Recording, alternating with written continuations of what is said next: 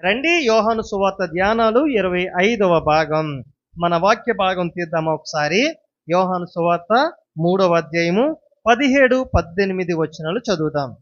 చదివిన ఈ 2 వచనాల సారాంశం 3వ అధ్యాయము 16వ వచనం ఓ విశిష్టతను సంతరించుకుంటే, ఈ 17-18 వచనాల్లో ఆయన యొక్క పని, ఆయన ఈ లోకానికి రావడానికి యొక్క ముఖ్య ఉద్దేశం ప్రభు మనకు తెలియచేయడం మనం చూస్తాం. ఇక్కడ ఏం తెలియచేస్తున్నాడు ఈయన? ఆయన సర్వ సృష్టికి న్యాయ తీర్పరి కదా, దేవుడు గొప్ప దేవుడు కదా. ఆయన గొప్పతనం ఎంత విశిష్టమైనది, ఆయన గొప్పతనం ఎంత ఉన్నతమైనది. ఆయన న్యాయాధిపతి, ఆయన తీర్పరి, ఆయన సృష్టికర్త, ఆయన సర్వోన్నతుడు, సర్వాంతర్యామి కదా. అంత గొప్ప దేవుడు ఈ లోకానికి తీర్పు తీర్చడానికి రాలేదని చెప్తారేంటి? ఆయన గురించి ఏమి రాయబడింది? ఆయన గురించి ఏ రీతిగా బైబిల్ గ్రంథం మనకు బోధిస్తుంది? చూడండి, ఆయన న్యాయాధిపతి అని, ఆయన తీర్పు తీర్చే దేవుడని దేవుని యొక్క వాక్యమే తెలియచేస్తుంది. ఒకసారి మీకు చూపిస్తాను. ఆదికాండం 18వ అధ్యాయము 25వ వచనం చదువుదాం ఒకసారి. ఆ చొప్పున చేసి దుష్టులతో కూడా నీతిమంతులు చంపుట నీకు దూరమవునుగాక, నీతిమంతునితో దుష్టునితో సమానముగా ఎంచుట నీకు దూరమవునుగాక. చూడండి, సర్వలోకమునకు తీర్పు తీర్చువాడు న్యాయము చెయ్యడా అని దేవుడు అబ్రహాము కోరుతో అంటున్నారు. ఈయనకు ఏమని చెప్పబడుతుంది? సర్వలోకమునకు తీర్పు తీర్చేవాడైనా. ఆ దేవునికి ఉన్నటువంటి ఓ గొప్ప పని ఏంటి అంటే, ఆయన న్యాయాధిపతి, ఆయన న్యాయ తీర్పరి, సర్వలోకానికి తీర్పు తీర్చాలయన. చూడండి, కీర్తనల గ్రంథము 7వ అధ్యాయము 8వ వచనం. యెహోవా జనులకు తీర్పు తీర్చువాడు. యెహోవా నా నీతిని బట్టి, నా యథార్థతను బట్టి నా విషయములో నాకు న్యాయము తీర్చుము. హృదయమును అంతరింద్రియములను పరిశీలించు నీతి గల దేవా. ఆయన గురించి ఏం చెప్తున్నారంటే, యెహోవా జనులకు న్యాయము తీర్చేవాడు, తీర్పు తీర్చేవాడు. ఆయన తీర్పు తీర్చే విధానం కూడా కింద చెప్తున్నాడు. హృదయాంతరంగాలను పరిశోధించి తీర్పు తీరుస్తావు కదా. ఈ లోకములో ఓ న్యాయాధికారి ఉన్నాడంటే, అతని దగ్గరకు వెళ్ళిన వారికి న్యాయం ఎలా తీరుస్తాడు? హృదయాన్ని పరిశోధిస్తూ తీరుస్తాడా? లేదే. ఆయనకు పేపర్ ఎవిడెన్స్ కావాలి ఈ లోక న్యాయాధికారికి, లేక 2-3 మనుషుల యొక్క సాక్ష్యం కావాలి. అప్పుడు ఆ సాక్ష్యం దొంగ సాక్ష్యమైన, మంచి సాక్ష్యమైన, నిజమైన, అబద్ధమైన ఆయనకు ఆ పనే లేదు. ఆయన ఎలా తీరుస్తాడు? పేపర్లో రాయబడి ఉందా, లేకపోతే రాతపూర్వకంగా తెలియచేశారా, మాటపూర్వకంగా తెలియచేశారా, తీర్పు ఇచ్చేశారా, అంతే ఈ లోక న్యాయాధికారి చేసే పని. కానీ పరమందున్న న్యాయాధికారి ఆయన తీర్చే తీర్పు హృదయంతరంగాలను పరిశీలించి తీరుస్తాడట. హృదయాలను పరిశోధించు దేవుడండి ఆయన. నీవు చేసే పని మంచా చెడా అని చెప్పి నీ యొక్క చేష్టలను బట్టి మనుషుల్లాగా తీర్పు తీర్చడాయన. నీ హృదయములో ఉన్న భావనను బట్టి, నీ అంతరంగము చెప్పే సాక్ష్యాన్ని బట్టి ఆయన తీర్పు తీరుస్తాడు. అందుకే కీర్తనకారుడు అంటున్నాడు, నాకు న్యాయము తీర్చుము, హృదయమును అంతరింద్రియములను పరిశీలించు నీతి గల దేవుడట. ఆయన న్యాయాధికారి, సర్వలోకమునకు తీర్పు తీర్చేవాడైనా, జనులందరికీ తీర్పు తీర్చేవాడైనా, హృదయాలను పరిశోధించుచూ తీర్పు తీరుస్తాడాయన. ఆయన అంత గొప్ప న్యాయాధికారి. ఇంకా బైబిల్ ఈ న్యాయాధికారి అయినటువంటి దేవుని గురించి ఏం చెబుతుంది? చూడండి ఒక మాట.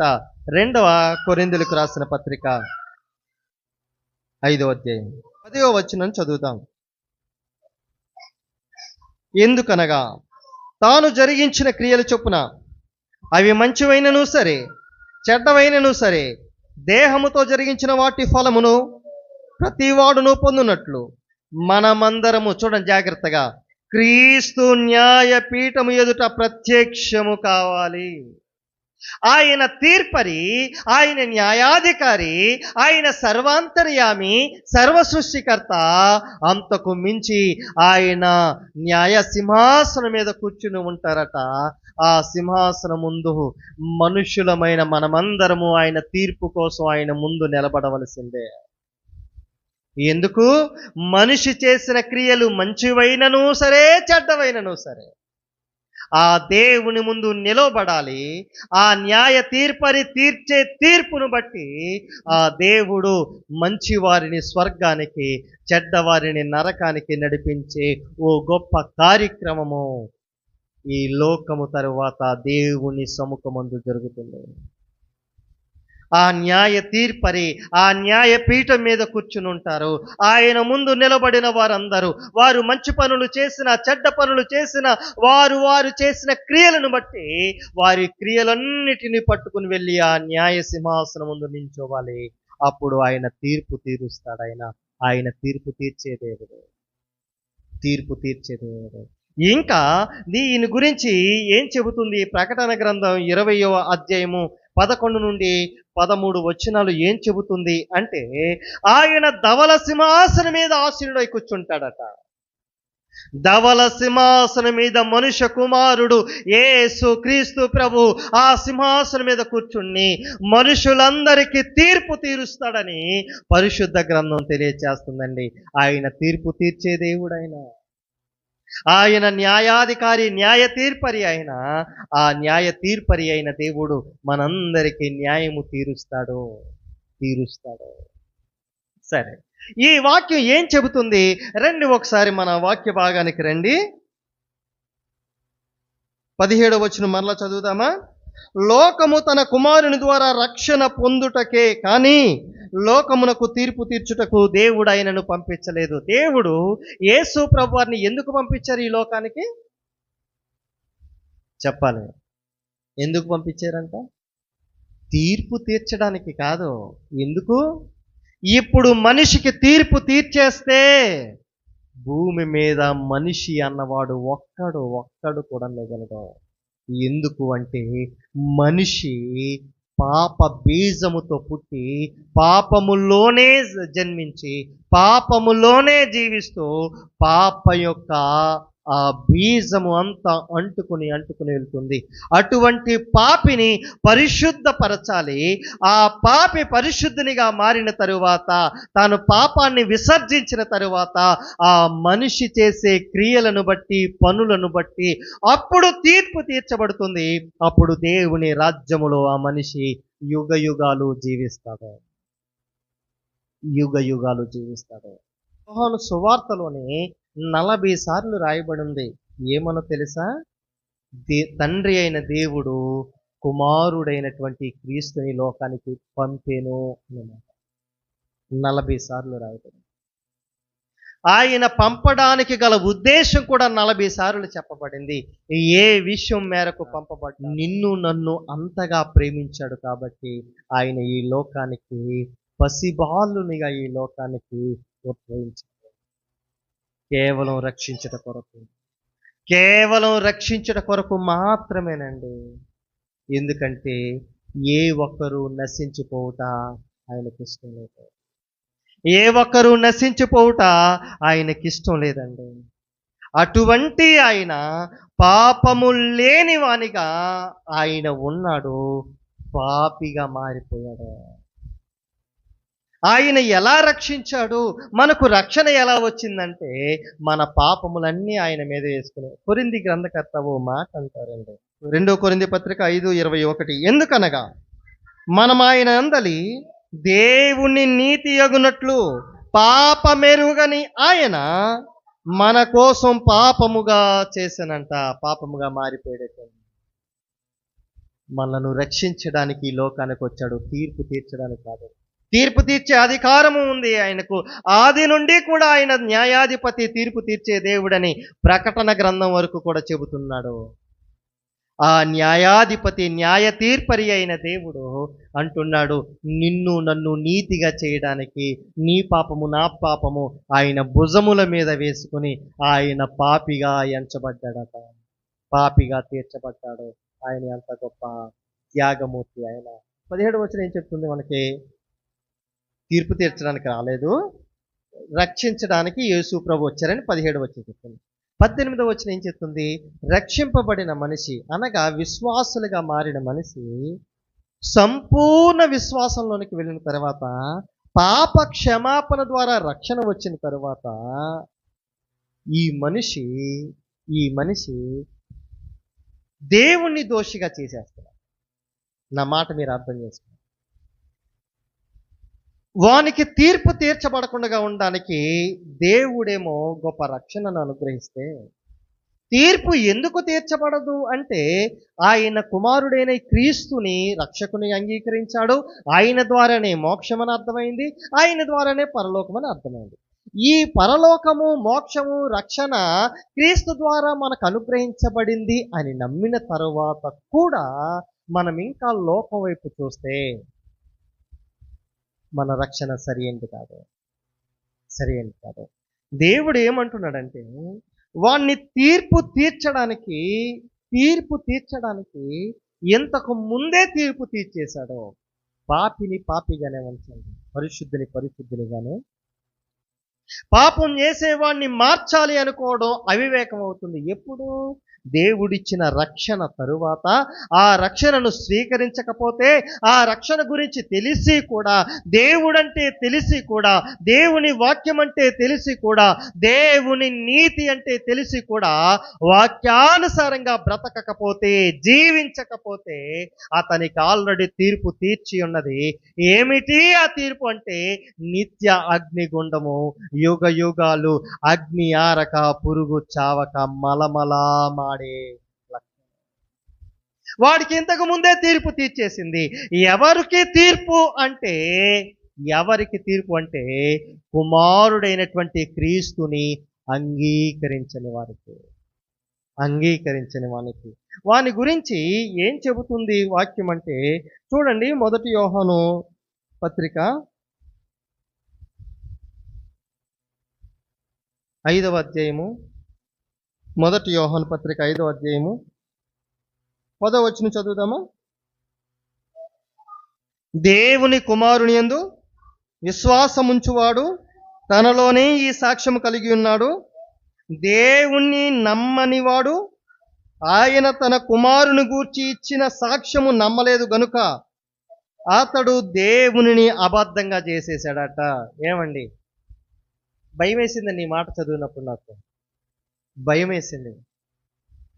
ఏమని? దేవుణ్ణి నమ్ముతున్నామా? మనం సేఫ్ జోన్లో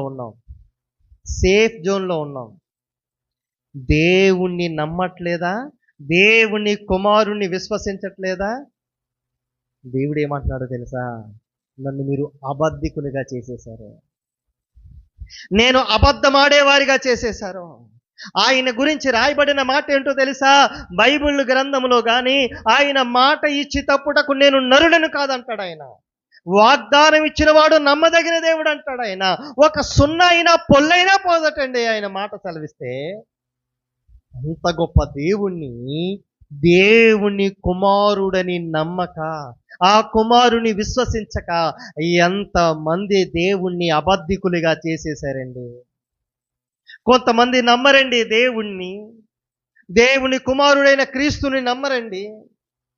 కొన్ని శాఖోపశాఖలుగా వచ్చేసినాయండి. చాలా విచ్చలవిడి అయిన బోధలు వచ్చేసినాయండి. యేసు కుమారుడా, దేవుని కుమారుడు మాత్రమే, అంతే. ఆయన దేవుడని, ఆయన ద్వారా రక్షణ ఉందని, ఆయన ద్వారా మోక్షం ఉందని, ఆయన నేనే మార్గము, నేనే సత్యము, నేనే జీవము అని ఆయన చెప్పాడని ఇవేమీ వారికి తలకెక్కవండి. తండ్రి యెహోవా అన్న దేవుడు ఒక్కడే కనుక ఆయన ఆలకిస్తాడు. పరిశుద్ధుడా యేసుక్రీస్తు ప్రభువా, నన్ను కనికరించని మొరపెట్టిన నీ ప్రార్థన ఆయన ఆలకించి నిన్ను అంగీకరిస్తాడు. పరిశుద్ధుడా, పరిశుద్ధాత్మదేవా, నన్ను సంధించు అని ప్రార్థన చేసిన ఆయన ఆలకిస్తాడు. కొంతమంది ఈ ప్రబోధాలు ఎలా ఉంటాయంటే క్రీస్తు కుమారుడని నమ్మక, అయ్యో యెహోవా దేవుని మాత్రమే ప్రార్థించాలి, యేసుక్రీస్తుని ఆరాధించకూడదంటారు. వ్యాసాన్ని దారి చూపించేవారు. లేదు యేసుక్రీస్తునే ఆరాధించాలి, తండ్రి అయిన దేవుణ్ణి ఆరాధించకూడదంటారు మరొకరు. ఇలాంటి తారతమ్య భేదాలు వచ్చేస్తున్నాయండి సోదరి స్నేహితులారా. దేవుణ్ణి మనము అబద్ధికునిగా చేసేవారిగా అవుతాం. దేవుణ్ణి అబద్ధికునిగా చేసేవారిగా మనం అవుతామేమో. జాగ్రత్త అండి, జాగ్రత్త. మన స్థితిగతిని బట్టి మనం ఎట్టి పరిస్థితుల్లోనూ దేవుణ్ణి అబద్ధికునిగా మనం మార్చకూడదు. దేవుణ్ణి అబద్ధికునిగా మనం చేయకూడదండి, చేయకూడదు. ఎందుకంటే నీ విశ్వాసము కుమారుని ద్వారా నిత్య రాజ్యానికి చేరేదిగా ఉండాలి తప్ప. నా మాట మీకు అర్థమైందా? మన విశ్వాసము కుమారుడైన క్రీస్తు ద్వారా ప్రభువుని నమ్మడాన్ని బట్టి, ఆ ప్రభు ఇచ్చిన రక్షణను బట్టి పరలోకానికి చేర్చేదిగా మన రక్షణ ఉండాలి తప్ప మన వ్యత్యాసాలతోటి కుంటుపడే విశ్వాసంగా ఉండడానికి వీల్లేదు. దేవుడు నీ విశ్వాసాన్ని చూసి నిన్ను నరకానికి తీసుకుని వెళ్ళిపోతాడేమో. జాగ్రత్త అండి. చాలామంది ఏమనుకుంటారంటే, ఈ మాట నాకు విచిత్రం అనిపించింది వాక్యం ధ్యానిస్తుంటే. ఏంటి అంటే, పాపం చేస్తే నరకానికి పోతారంటే అదొక న్యాయమే. తప్పు చేస్తూ తాగుతూ తిరుగుతూ ఇష్టానుసారంగా జీవిస్తూ ఇష్టానుసారంగా బ్రతుకు వెచ్చలివిడిగా బ్రతికి అని నాకు కంగారు పెట్టే ఓ మాట విన్నాను, ధ్యానించాను. ఆ మాట ఏంటంటే, దేవుని యందు విశ్వాసం ఉంచకపోతే నరకానికి పోతాను. దేవుని మీద విశ్వాసం ఉంచకపోతే నరకానికి వెళ్ళిపోతామంటే అండి, దేవుడు సహించలేడట దాన్ని. నీవు విశ్వాసిగా మారకముందు లోకంలో తిరిగినంతసేపు నీ ఇష్టం తిరుగు, విడిగా తిరుగు. దేవుడు నీ హృదయాన్ని బట్టి తీర్పు తీర్చి నువ్వు మంచి పనులు చేసావా, మంచిగా జీవించావా, పరలోకం తీసుకుని వెళ్తాడు నీ హృదయం యొక్క స్థితిని బట్టి. ఒక్కసారి విశ్వాసిగా మారిన తరువాత, ఒక్కసారి క్రైస్తవునిగా మారిన తరువాత, ఒక్కసారి ప్రభు కుమారునిగా కుమార్తెగా మారిన తరువాత మరలా ప్రభుని అబద్ధికునిగా చేసే అవిశ్వాసము నీలో చొరబడితే మరలా చెబుతున్నాను, అవిశ్వాసము నీలో, నీ కుటుంబములో, నీ జీవితంలో చొరబడితే ఆ నిత్య నరకాగ్ని నుండి తప్పించే నాథుడికి ఎవరు ఉండరు.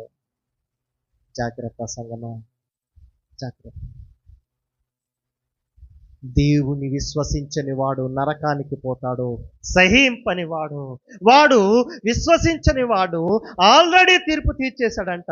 19వ వచనం, ఆ తీర్పు ఇదే: వెలుగు లోకంలోనికి వచ్చును గాని తమ క్రియలు చెడ్డవైనందున మనుషులు వెలుగును ప్రేమింపక చీకటినే ప్రేమించిరి.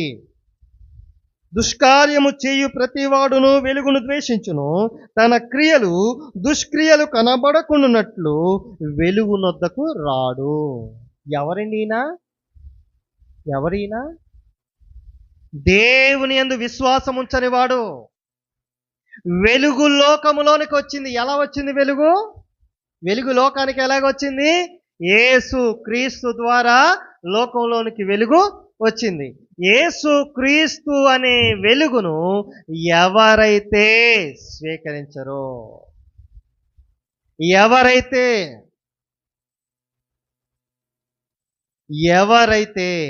యేసు క్రీస్తుని అంగీకరించరో, వెలుగు నన్ను వెలిగించడానికి వచ్చింది, దివ్యమైన జ్యోతిగా వచ్చింది, ఆ గొప్ప వెలుగు నా మీద ప్రకాశించడానికి నీతి సూర్యునిగా ఉదయించిన యేసు క్రీస్తుని ఎవరైతే విశ్వసించరో వారందరూ ఎలా ఉన్నారంట? చీకటిలో ఉన్నారంట, దుష్క్రియలు చేస్తూ ఉన్నారంట. చీకటి అంటే కొన్ని ఉదాహరణలు ఉన్నాయి నా దగ్గర, కొన్ని ఉదాహరణలు ఉన్నాయి. ఇవి ఉంటే మనం క్రైస్తవులుగా ఉన్నప్పటికీ కూడా చీకట్లో ఉన్నట్టే.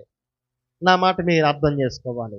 నేను చెప్పే ఈ ఉదాహరణలు మనలో గనక ఉంటే క్రైస్తవునిగా బ్రతుకుచున్నప్పటికీ కూడా, క్రైస్తవునిగా చలామణి అయిపోతున్నప్పటికీ కూడా మనం వెలుగు సంబంధం కాదు, చీకటిలో ఉన్నవారమే. ఏమిటి అంటే, ఒకటి దాపరికం.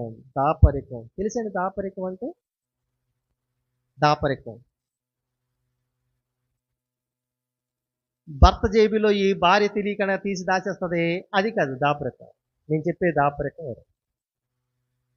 ఎవరికి చెప్పబెట్టకుండా అమ్మ చూస్తుందేమో అని చెప్పేసి 100-200 నొక్కేస్తారు చూసా, ఎలాంటి దాపరికం కాదు.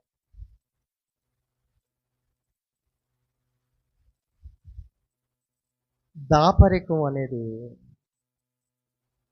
మనుష్యులను క్రైస్తవునిగా వెలుగు సంబంధిగా ఉంటున్నట్టుగా ఉండి చీకటి సంబంధులుగా ఉంటారు చూసారా, ఈ దాపరికం గురించి ప్రభు రాశారు. అంటే దేవుణ్ణి మోసం చేయాలనుకున్న దాపరికం అన్నమాట. దేవుడు చూడలే అనుకున్న దాపరికం అన్నమాట. ఏం కాదులే, చిన్నదే కదా, చిన్నదే కదా, చిన్న పాపమే కదా, దేవుని దగ్గర దాయాలనుకుంటున్నారు చాలా మంది. దాపరికొన్ని చాలా మంది చేస్తున్నారు. దేవుడు హృదయాన్ని పరిశోధించువాడు పరిశీలించువారని మరచిపోతున్నారండి. ఈ చిన్న తప్పే కదా, ఈ ఒక్క సిగరెట్టే కదా, ఈ ఒక్క చిన్న బీరే కదా, ఒక్క సినిమాయే కదా, అయ్యో ఈ ఒక్కసారే కదా, ఆ పాపం జోలికి వెళ్ళి ఒక్కసారని మరలా విడిచిపెట్టిన అనగా బైబిల్ చెబుతుంది, కుక్క తన వాంతికి తిరిగినట్టుగా, కడగబడిన పంది మరలా బురదలోనికి దొరికినట్టుగా విడిచిపెట్టిన పాపం జోలికి, విడిచిపెట్టిన వ్యసనం జోలికి మాటి మాటికి తిరుగుతుంటే దాపరికం చేయాలనుకుంటున్నారు. ఆ దాపరికం దాగదు. ఎందుకంటే నీవు మనిషి దగ్గర దాయొచ్చండి, బంధువుల దగ్గర దాయొచ్చండి, భార్య దగ్గర భర్తల దగ్గర దాయొచ్చండి, కానీ హృదయాన్ని పరిశోధించే దేవుని దగ్గర దాయగలమా? దాయలేం కదా. దాపరికం చీకటి సంబంధమైనది, అది ఏదైనా కావచ్చు. దాపరికం అన్నది చిన్నగా ప్రారంభమవుతుంది, ఓ రూపాయితో ప్రారంభమవుతుంది, ఓ 10 రూపాయలతో ప్రారంభమవుతుంది, లక్షలకు వేలకు వందలకు దాకా దారి తీస్తుంది. దాపరికం చాలా భయంకరమైనది. జాగ్రత్త అండి, జాగ్రత్త. రెండవది బైబిల్ ఇచ్చిన నిర్వచనం చీకటికి కపటము. కపటము అంటే ఎలా ఉన్నావు అమ్మా, ఎలా ఉన్నావు, బాగున్నావా? బాగున్నాం, మేము బాగున్నాం. సరే రండి భోజనం చేద్దాం. లేదు రండి, చాలా దూరం అయింది, చాలా కాలం అయింది, రండి. వద్దు, నేను వెళ్ళిపోతాను. అది అంతగా బతుకున్నాడో రాలేదంటే అది రాదలే, వస్తుందని నేను ఎందుకు పిలుస్తాను?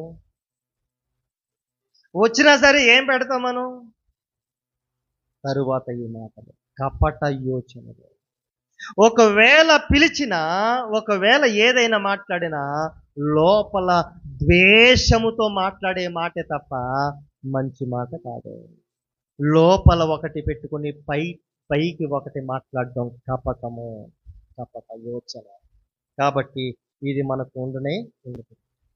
మూడవది చీకటికి, మొదటిదేంటి? దాపరికం, 2 కపటం, మూడవది అజ్ఞానం.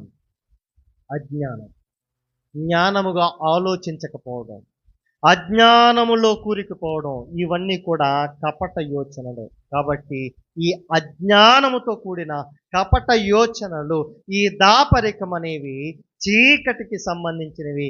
అజ్ఞానుల వలె కాక జ్ఞానము కలిగి నడుచుకోమని బైబిల్ చెబుతుంది. అజ్ఞానుల వలె మనం ఉండడానికి జ్ఞానముగా ఆలోచించాలి. ఎవరితో ఎలా మాట్లాడాలి, ఎక్కడ ఎలా ఉండాలి, ఎవరిని ఎలా ప్రేమించాలి, ఎవరితో మనం ఎలా మసులుకోవాలి.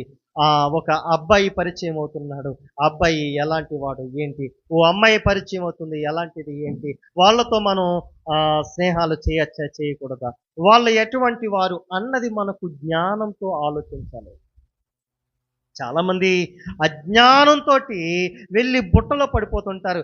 ఏమంటే తల్లిదండ్రులు జాగ్రత్తగా వినండి. పిల్లల్ని మాటిమాటికి ఏదో ఒకటి అంటుంటే, ఏదో ఒకటి అంటూ ఉంటే వాళ్ళకి ఏమనిపిస్తుంది అంటే, ఎప్పుడు మా అమ్మ ఎప్పుడు ఇలాగే అంటారు, ఎప్పుడు మా నాన్న ఇలాగే అంటాడు, ఎప్పుడు తిడతానే ఉంటారు.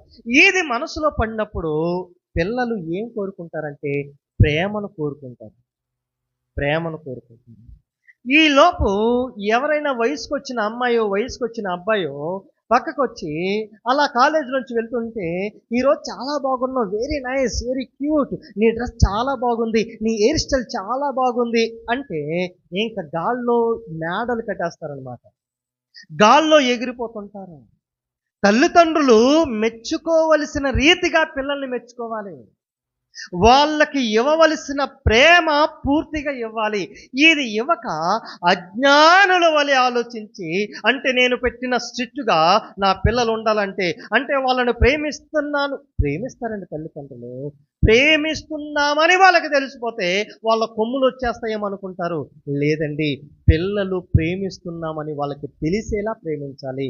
అప్పుడే ఎవరులాగా మా మమ్మీ మా డాడీ ప్రేమించదు, అందరికన్నా స్పెషల్గా మా మమ్మీ మా డాడీ ప్రేమిస్తున్నారు అని పిల్లలకు తెలియాలి.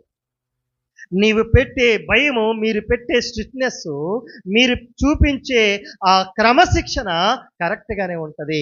కానీ వారిని ప్రేమించాల్సిన రీతిగా ఎవడో అలా వెళ్తాడు. ఇంట్లో వాళ్ళ డాడీ తిడతానే ఉంటాడు, అమ్మ తిడతానే ఉంటది, ఇంట్లో అందరూ తిడతానే ఉంటారు. ఈలోపు ఎవరో ఒక అమ్మాయి పనిచేసి, నీ హెయిర్ స్టైల్ చాలా బాగుందంటే, అవునా చాలా బాగుందా? నీ డ్రెస్సింగ్ స్టైల్ బాగుందంటే, బాగుందా? అప్పటికే కుక్కలు చింపేసిన ప్యాంట్లా ఉంటది సగం సగం మట్టికి. అయినా సరే స్టైల్‌గా ఉన్నావని పొగిడితే ఇంకా గాల్లో మేడలు కడేస్తాడు ఈ అబ్బాయి. గాల్లో మేడలు కట్టేసుకుంటారనమాట. కాబట్టి ఈ అమ్మాయినైనా అబ్బాయినైనా తల్లిదండ్రులైన వారు వారి పిల్లలను వారికున్నటువంటి మార్గములో ప్రేమగా ఆప్యాయంగా మాట్లాడుతూ, తప్పు చేస్తే హెచ్చరిస్తూ, పాపము చేస్తే వారిని శిక్షిస్తూ కరెక్ట్‌గా వారిని పెంచే ప్రయత్నం చేయండి. వారు అజ్ఞానుల వలె కాక, మీరు అజ్ఞానుల వలె కాక వెలుగులో ఉండడానికి అవకాశం ఉంటుంది. తర్వాత చివరిగా అసత్యము. అసత్యం. ఓ మాట చెబుతాను. వెలుగు ఉంది కదండి ఇక్కడ. వెలుగు ఉంది. ఈ లైట్లన్నీ కట్టేస్తే ఎలా ఉంటుంది? చీకటిగా ఉంటుంది కదా. వెలుగు ఉన్నప్పుడు చీకటికి చోటు ఉంటుందా? వెలుగు ఉన్నప్పుడు చీకటికి చోటు ఉంటుందా? వెలుగు సత్యమైతే చీకటి అసత్యం. అసత్యం పలుకుతూ ఉంటే, అసత్యమైనటువంటి ఆలోచనలు వస్తుంటే, అసత్యమైనటువంటి పరిస్థితి మనం జీవిస్తుంటే జాగ్రత్త. వెలుగులో లేవు మనం, చీకటిలోనే ఉన్నాం. ఎలా ఉంది మన జీవితం? మనం వెలుగు సంబంధులమా, చీకటి సంబంధులమా? ఆలోచించండి. ఆలోచించండి. ఈ 25వ భాగం యొక్క విశిష్టత ఏంటో చెప్పనా? ఆయన న్యాయాధిపతి, న్యాయ తీర్పరి అయిన వాడు ఈ లోకానికి నిన్ను నన్ను రక్షించడానికి వచ్చాడు. ఆ రక్షించడానికి వచ్చిన వాడు వెలుగుగా వచ్చాడు. ఆ వెలుగును ఎవరైతే అంగీకరిస్తారో వారిలో చీకటి ఉండదు, దాపరికం ఉండదు, కపటం ఉండదు, తరువాత అజ్ఞానం ఉండదు, అసత్యం ఉండదు. ఈ 4 విషయాలు మనలో ఉంటే వెలుగు సంబంధులుగా ఉంటున్నాం అనుకుంటున్నాం, కానీ చీకటి సంబంధులమే. కానీ మనం చీకటి సంబంధులుగా ఉంటే దేవుణ్ణి అబద్ధికులుగా చేసిన వారం ఉంటాం. మనం అవిశ్వాసంలో ఉన్నవారిగా ఉంటాం. విశ్వాస వీరులుగా ముందుకు సాగాలని దేవుడి ఆశ, ఆలోచన, ఆకాంక్ష